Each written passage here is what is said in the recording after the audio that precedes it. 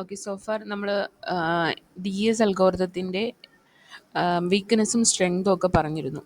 അപ്പോൾ അവിടെ നമ്മൾ മെൻഷൻ ചെയ്ത ഒരു കാര്യമാണ് D S is vulnerable to brute force attack. Brute force attack എന്ന് പറയുമ്പോൾ എന്താ ഉദ്ദേശിക്കുന്നത് എന്നുള്ളത് അറിയാലോ. ബ്രൂട്ട് ഫോഴ്സ് അറ്റാക്ക് എന്ന് പറയുമ്പോൾ അതായത് എത്ര കീസ് ഉണ്ടോ ആ all possibilities of keys try out ചെയ്ത് നോക്കി. അപ്പോൾ അവിടെ എവിടെയെങ്കിലും ഒരു മാച്ച് ഉണ്ടെന്നുണ്ടെങ്കിൽ അങ്ങനെ അറ്റാക്ക് നടത്തുന്നതാണ് ബ്രൂട്ട് ഫോഴ്സ് അറ്റാക്ക്. സോ അതിലൂടെ കീ ഐഡൻറ്റിഫൈ ചെയ്യാനായിട്ട് നോക്കുന്നതാണ് ബ്രൂട്ട് ഫോഴ്സ് അറ്റാക്ക്. അപ്പോൾ ഇതിനെ ഒരു ഓവർകം ചെയ്യാനായിട്ട് ഏതൊക്കെ ഓപ്ഷൻസ് ആയിരുന്നു എന്നുള്ളതാണ് നമ്മൾ നോക്കുന്നത്. ഫസ്റ്റ് ഓപ്ഷൻ എന്ന് വെച്ചാൽ double D S. Double D S എന്ന് പറയുമ്പോൾ ഡി എസ് തന്നെ 2 തവണ യൂസ് ചെയ്യുന്നു എന്നുള്ളതാണ്. പക്ഷേ ഇതിൻ്റെ ഒരു പ്രശ്നം, ഇത് നമ്മൾ സിംഗിൾ ഡി എസിനേക്കാളും ഒരു ബെറ്റർ ഒരു എന്താ പറയുക, അതിൻ്റെ ബെറ്റർ ആയിട്ടുള്ള ഒരു ഫങ്ഷനിങ്ങും ഇതിനില്ല. കാരണം അതും എന്താണ് അറ്റാക്ക് ചെയ്യപ്പെടാൻ സാധ്യതയുണ്ട്. സോ അടുത്തെന്ന് വെച്ച് കഴിഞ്ഞാൽ ട്രിപ്പിൾ ഡി എസ് ആയിരുന്നു. ട്രിപ്പിൾ ഡി എസിന് തന്നെ 2 വേർഷൻ ഉണ്ട്. 2 കീസ് യൂസ് ചെയ്തിട്ടുള്ളതും 3 കീസ് യൂസ് ചെയ്തിട്ടുള്ളതും. സോ അതിനെക്കുറിച്ച് ഡീറ്റെയിൽഡ് ആയിട്ട് നമുക്ക് നോക്കാം. അപ്പോൾ ആദ്യം നമുക്ക് ഡബിൾ ഡി എസിനെ കുറിച്ച് നോക്കാം. സോ ഡബിൾ ഡി എസ് എന്ന് പറയുമ്പോഴത്തേക്കും 2 ഇൻസ്റ്റൻസസ് ഓഫ് ഡി എസ് സൈഫറാണ് യൂസ് ചെയ്യുന്നത്. അതായത് ആദ്യം നമ്മളുടെ പ്ലെയിൻ ടെക്സ്റ്റിനെ ഒരു D S cipher D S ഫംഗ്ഷനിലൂടെ കടത്തിവിടുക, അതായത് എൻസൈഫർ ചെയ്യുക. എഗെയിൻ അത് വീണ്ടും ആ കിട്ടുന്ന ടെക്സ്റ്റിനെ വീണ്ടും ഒരു തവണ കൂടി ഡി എസ് അൽഗോരിതത്തിലൂടെ കടത്തിവിടുക. സോ അപ്പോഴായിരിക്കും നമ്മളുടെ ഫൈനൽ സൈഫർ ടെക്സ്റ്റ് കിട്ടുന്നത്. സോ ഇനിഷ്യലി നമ്മളുടെ പ്ലെയിൻ ടെക്സ്റ്റിനെ ആദ്യം ഒരു ഡി എസ് അൽഗോരിതത്തിലൂടെ കടത്തിവിടുക. ദെൻ എഗെയിൻ ആ കിട്ടുന്ന ഇൻ്റർമീഡിയറ്റ് റിസൾട്ടിനെ നിങ്ങൾ എന്ത് ചെയ്യുക, എഗെയിൻ ഒരു ഡി എസ് അൽഗോരിതത്തിലൂടെ പാസ് ചെയ്ത് വിടുക. ഓക്കെ, അപ്പോൾ അതാണിത്. അപ്പോൾ നമുക്ക് 2 രീതിയിൽ ആക്ച്വലി യൂസ് ചെയ്യാമായിരുന്നു. അതായത് ഡി എസ് എന്ന് പറയുമ്പോഴത്തേക്കും ഡി എസിൻ്റെ പ്രോബ്ലം സോൾവ് ചെയ്യാനായിട്ട് ഒന്നെങ്കിൽ ഒരു പുതിയ ക്രിപ്റ്റോഗ്രഫി മോഡൽ ഡിസൈൻ ചെയ്യാം, കുറച്ചുകൂടി ലാർജർ കീ സൈസ് ഉള്ളത്. ദെൻ അതല്ലാന്നുണ്ടെങ്കിൽ എക്സിസ്റ്റിംഗ് ഡി എസ് മോഡലിനെ തന്നെ അതിൻ്റെ കീ സൈസ് ഇമ്പ്രൂവ് ചെയ്യുക എന്നുള്ളതായിരുന്നു. സോ അങ്ങനെ ഈ കീ സൈസ് ഇമ്പ്രൂവ് ചെയ്തിട്ടുള്ള ഒരു മെത്തേഡാണ് ഡബിൾ ഡി എസ്. ഇവിടെ നമ്മൾ 2 ഇൻസ്റ്റൻസസ് യൂസ് ചെയ്യുന്നുണ്ട്. അപ്പം ഓരോ ഇടത്തും നമ്മളുടെ കീ വാല്യൂസ് എന്ന് പറയുന്നത് 56 ബിറ്റ് കീ വെച്ചിട്ടായിരിക്കും വരുന്നത്. 56 ബിറ്റ് കീ. അപ്പോൾ ഇവിടെയും 56 ബിറ്റ് കീ, ഇവിടെയും 56 ബിറ്റ് കീ വരുന്നുണ്ട്. സോ ടോട്ടൽ 112 ബിറ്റ്സ് കീ ആണ് ഇവിടെ യൂസ് ചെയ്യുന്നത്. പക്ഷേ എങ്കിലും ഇതെന്താണ്, ഇത് plain text known plain text അറ്റാക്കിന് അണ്ടർ ആകുന്നുണ്ട്, അല്ലെങ്കിൽ ഇതും ഹാക്ക് ചെയ്യാൻ സാധ്യതയുണ്ട്. അപ്പോൾ അത് എങ്ങനെയാണെന്നുള്ളത് നമ്മൾ പറയുന്നത്. അപ്പോൾ ഇതാണ് നമ്മളുടെ ഡബിൾ ഡി എസിൻ്റെ സ്ട്രക്ചർ എന്ന് പറയുന്ന. പ്ലെയിൻ ടെക്സ്റ്റ് ആദ്യം ഡി എസിലേക്ക് ഒരു 56 ബിറ്റ് കീയുമായിട്ട് എൻസൈഫർ ചെയ്തിട്ട് നമുക്കൊരു മിഡിൽ ടെക്സ്റ്റ് കിട്ടും. ആ മിഡിൽ ടെക്സ്റ്റിനെ എഗെയിൻ നമ്മൾ എന്ത് ചെയ്യുന്നു, ഡി എസ് അൽഗോരിതത്തിലൂടെ കടത്തിവിടുന്നു. യൂസിങ് 56 ബിറ്റ് കീ ആയിട്ട് എൻസൈഫർ ചെയ്യുമ്പോൾ നമുക്ക് cipher text, final cipher text കിട്ടുന്നു. ദെൻ ഇതിൻ്റെ ഡിക്രിപ്ഷൻ നോക്കുകയാണെങ്കിൽ എങ്ങനെയാണ്, ഇതിൻ്റെ നേരെ റിവേഴ്സ് ഓപ്പറേഷൻ ആയിരിക്കും. അതായത് സൈഫർ ടെക്സ്റ്റിനെ എടുക്കുക, ഡി എസ് അൽഗോരിതം യൂസ് ചെയ്യുക, യൂസിങ് കീ K2 ഉപയോഗിച്ചിട്ട് വീണ്ടും എൻസൈഫർ ചെയ്യുക. അപ്പോൾ ഒരു മിഡിൽ ടെക്സ്റ്റ് കിട്ടും. ആ കിട്ടുന്ന മിഡിൽ ടെക്സ്റ്റിനെ എഗെയിൻ ഡി എസിലൂടെ കടത്തി വിടുമ്പം ഒറിജിനൽ പ്ലെയിൻ ടെക്സ്റ്റ് കിട്ടും. സോ ഇതാണ് ആ ഒരു ഫിഗർ. നമ്മളുടെ ഡി എസിൻ്റെ ഫസ്റ്റ് ഇൻസ്റ്റൻസ് ആണ്. അതിലേക്ക് പ്ലെയിൻ ടെക്സ്റ്റും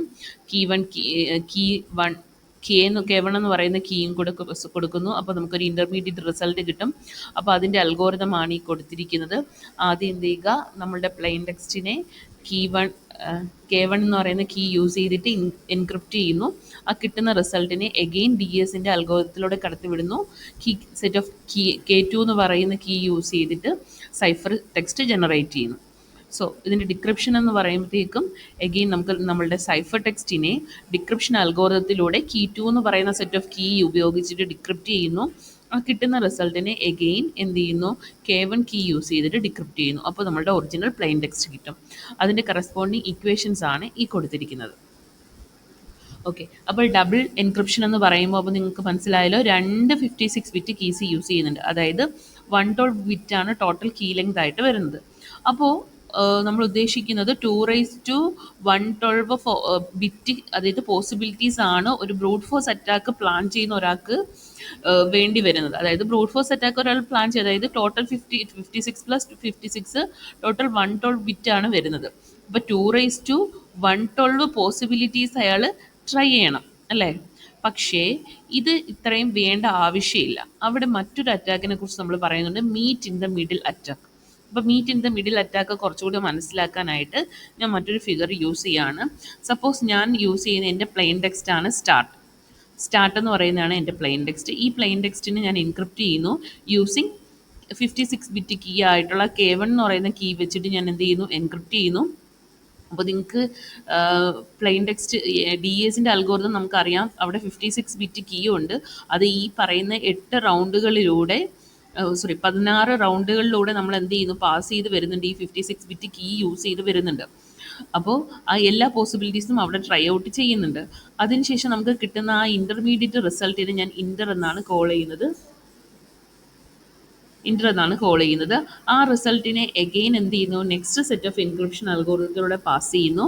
അതായത് ഡി എസിലൂടെ തന്നെ പാസ് ചെയ്യുന്നു using another set of key K2 എന്ന് പറയുന്ന അതും 56 ബിറ്റ് കീ ആണ്.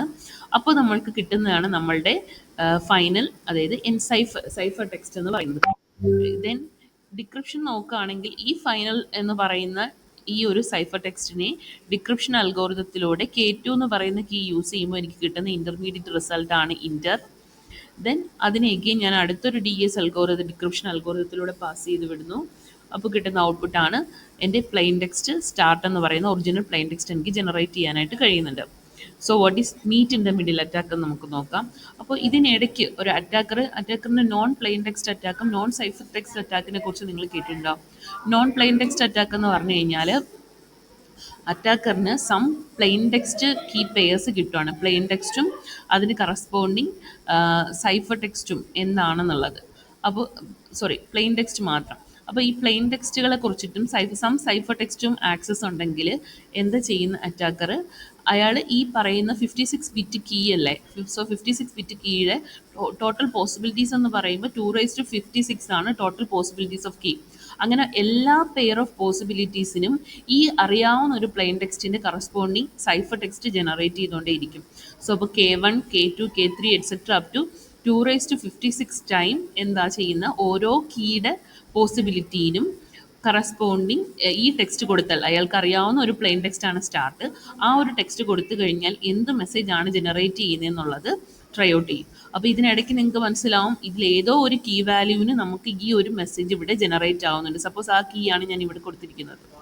അപ്പോൾ ഇത് എന്ത് ചെയ്യുന്നുണ്ട്, ഒരു ഡേറ്റാബേസിലേക്ക് സ്റ്റോർ ചെയ്യുന്നുണ്ട്.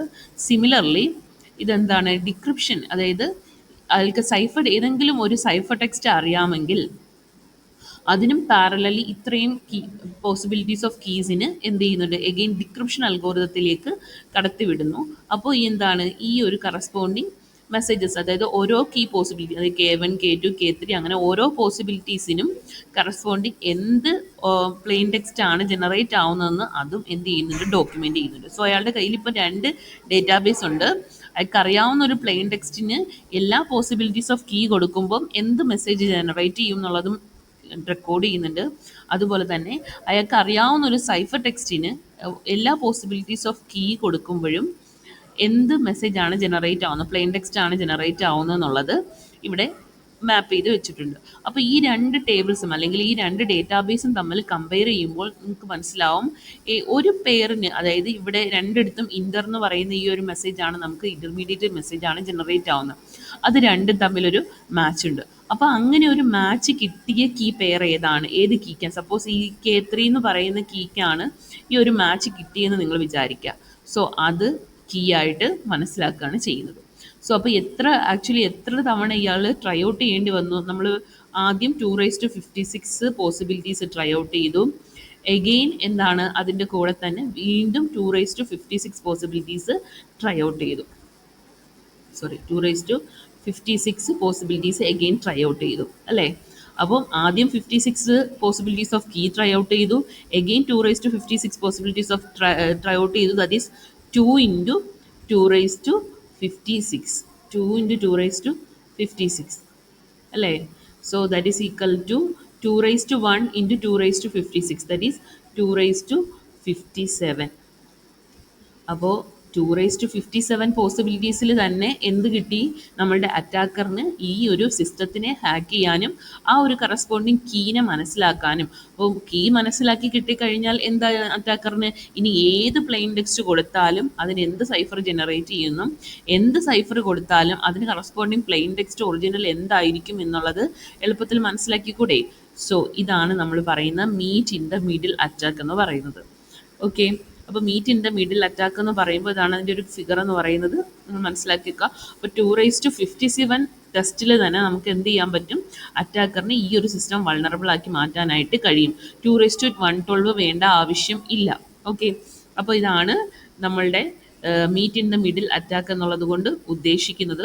സോ അപ്പം ഈ ഒരു മീറ്റ് ഇൻ ദ മിഡിൽ അറ്റാക്കിന് വേണ്ടിയിട്ട് അറ്റാക്കർ എന്ത് ചെയ്യുന്നുണ്ട്, ഈ രണ്ട് എൻക്രിപ്ഷൻ്റെയും ഡിക്രിപ്ഷൻ്റെയും ആ ഒരു ടേബിൾ ക്രിയേറ്റ് ചെയ്യുന്ന രണ്ട് ടേബിളും തമ്മിൽ മാച്ച് ചെയ്യുന്നു. ആ മാച്ച് ചെയ്യുന്ന കറസ്പോണ്ടിങ് കീ വാല്യൂസ് ഏതൊക്കെയാണെന്ന് നോക്കുന്നു. സോ അതിൽ നിന്ന് തന്നെ എന്ത് ചെയ്യാൻ പറ്റും, കീസ് ഏതാണെന്നുള്ളത് ഐഡൻറ്റിഫൈ ചെയ്യാനായിട്ട് പറ്റും. സോ അതുകൊണ്ടാണ് നമ്മൾ പറയുന്നത് ഈ DDS എന്ന് പറയുന്നത് it's vulnerable to brute force attack എന്ന് പറയുന്നത്. ഓക്കെ, അപ്പോൾ ആ 2:12 ആയിരുന്നു നമ്മൾ അസ്യൂം ചെയ്തത്. അത് കാരണം രണ്ട് സെറ്റ് ഓഫ് കീസ് യൂസ് ചെയ്യുന്നുണ്ട്.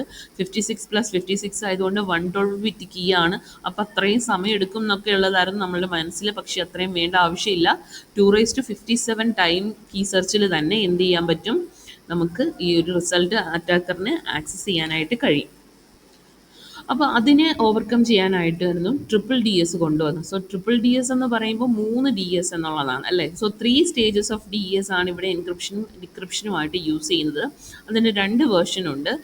2 കീസ് യൂസ് ചെയ്തിട്ടുള്ള DDSഉം 3 കീസ് യൂസ് ചെയ്തിട്ടുള്ള DDSഉം. സോ 2 കീസ് എന്ന് പറയുമ്പോൾ ടോട്ടൽ 112 ബിറ്റ്സ് വരും. 3 കീസ് എന്ന് പറയുമ്പോൾ 168 ബിറ്റ് വരും. അപ്പോൾ ഇവിടെ 3 കീസ് യൂസ് ചെയ്തിട്ടുള്ളൊരു DDSൻ്റെ സ്ട്രക്ചറാണ് ഇവിടെ കൊടുത്തിരിക്കുന്നത്. അപ്പോൾ നിങ്ങൾ നോക്കുക, ആദ്യം ഒരു സൈഫർ ടെക്സ്റ്റ് അതിനെ എൻക്രിപ്റ്റ് ചെയ്യുന്നുണ്ട്, ദെൻ യൂസിങ് കീ 1, ദെൻ അതിനെ എഗെയിൻ ഡിക്രിപ്റ്റ് ചെയ്യുന്നുണ്ട്, ദെൻ എഗെയിൻ അതിനെ എൻക്രിപ്റ്റ് ചെയ്യുന്നുണ്ട്. അപ്പോൾ കിട്ടുന്നതാണ് ഫൈനൽ സൈഫർ ടെക്സ്റ്റ്.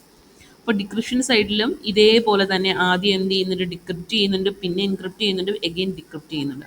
അപ്പോൾ എന്തിനു വേണ്ടിയിട്ടാണ് നമ്മൾ ഈ എൻക്രിപ്ഷൻ അങ്ങനെ 3 തരത്തിൽ, അതായത് ടോട്ടൽ തരത്തിലുള്ള എൻക്രിപ്ഷന് പോകാതെ ആദ്യം എൻക്രിപ്റ്റ് ചെയ്യുന്നു, പിന്നെ ഡിക്രിപ്റ്റ് ചെയ്യുന്നു, പിന്നെ ഒരു എൻക്രിപ്ഷന് പോകുന്നത് സിംഗിൾ DESുമായിട്ട് കോമ്പാറ്റിബിൾ ആകാനതിന് വേണ്ടിയിട്ടാണ്. ഓക്കെ, അപ്പോൾ DDS എന്ന് പറയുന്നത് അവിടെ 2 സെറ്റ് ഓഫ് കീസ് യൂസ് ചെയ്യാം, K1 ആൻഡ് K2. 3 അതായത് 2 കീസ് യൂസ് ചെയ്തിട്ടുള്ളതുകൊണ്ട് DDS വിത്ത് 2 കീസ്. അതായത് ആദ്യം എന്ത് ചെയ്യുന്നു, നമ്മളുടെ പ്ലെയിൻ ടെക്സ്റ്റ് K1 എന്നുള്ള കീ ഉപയോഗിച്ചിട്ട് DS സൈഫർ ചെയ്യുന്നു, ദെൻ റിവേഴ്സ് സൈഫർ ചെയ്യുന്നുണ്ട് K2 ഉപയോഗിച്ചിട്ട്, എഗെയിൻ സെയിം K1 കീ ഉപയോഗിച്ചിട്ട് തന്നെ എൻക്രിപ്റ്റ് ചെയ്യുന്നതാണ് DS വിത്ത് 2 കീസ്. അപ്പം ഡിക്രിപ്ഷനും ഇതുപോലെ തന്നെ, അതായത് റിവേഴ്സ് ഓർഡറിലായിരിക്കും ഡിക്രിപ്ഷൻ നടക്കുന്നത്. 3 കീസ് യൂസ് ചെയ്യുന്നതാണെങ്കിൽ 3 set of K1, K2, K3 അങ്ങനെ 3 സെറ്റ് ഓഫ് കീസ് യൂസ് ചെയ്യുന്നേ. ഇത് 2 സെറ്റ് ഓഫ് കീസ് യൂസ് ചെയ്യുന്നതാണ് DDS ആണ് ഈ കാണുന്നത്. പക്ഷേ ഈ 2 കീസ് യൂസ് ചെയ്തിട്ടുള്ള DDSഉം നോൺ പ്ലെയിൻ ടെക്സ്റ്റ് അറ്റാക്കിൻ്റെ അണ്ടറിലാണ്. അപ്പോൾ പക്ഷേ നമ്മളുടെ DDSനെ വെച്ച് നോക്കുമ്പോൾ കുറച്ചുകൂടി സ്ട്രോങ്ങർ ആണ് DDS. അപ്പം DSുമായിട്ട് കോമ്പാറ്റിബിൾ ആക്കുന്നതിന് വേണ്ടിയിട്ടാണ് ഈ മിഡിൽ സ്റ്റേജിൽ നമ്മൾ ഡിക്രിപ്ഷൻ അല്ലെങ്കിൽ റിവേഴ്സ് സൈഫർ യൂസ് ചെയ്യുന്നുണ്ട്. ഓക്കെ, ഇതാണ് DDS വിത്ത് 2 കീസ്. ഓക്കെ, അപ്പം നമുക്ക് കുറച്ചുകൂടി സിസ്റ്റത്തിനെ സ്ട്രോങ്ങർ ആക്കുന്നതിനായിട്ടായിരുന്നു DDS വിത്ത് 3 കീസ് കൊണ്ടുവന്നത്.